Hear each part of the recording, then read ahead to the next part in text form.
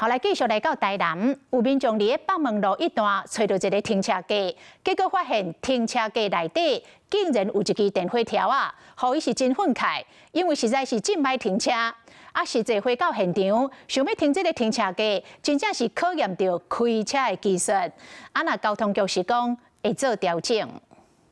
駛來駛去要找車位，真無簡單找到。不過前後煞滾下界，閃正邊閃倒邊，想要停這位，必須咧考驗駕駛的能力。因為架內底插一支電火條啊，雖然想要甲車輛挖向內底，不過停好落車了後，發現輪啊早就超出架啊，停不進去啊，因為一根柱子在那邊影響停車。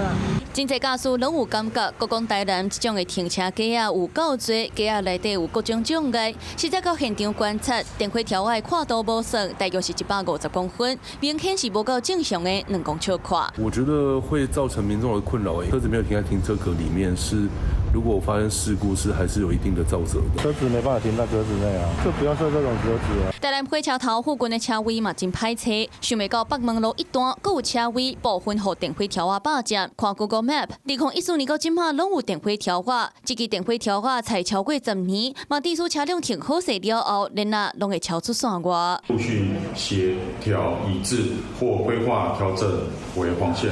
除了跨度有問題以外，開山路這原本的長度嘛無夠，駕駛要甲4輪攏停入去架內，根本是無可能的任務。太靠那個路邊了，所以那個也會怕撞到那個別人的植物什麼。目前現場都已經調整，重新規劃。交通局嘛強調，對有疑慮的架未來嘛會隨意做改善，互駕駛停車的時，袂閣親像是咧挑戰任務。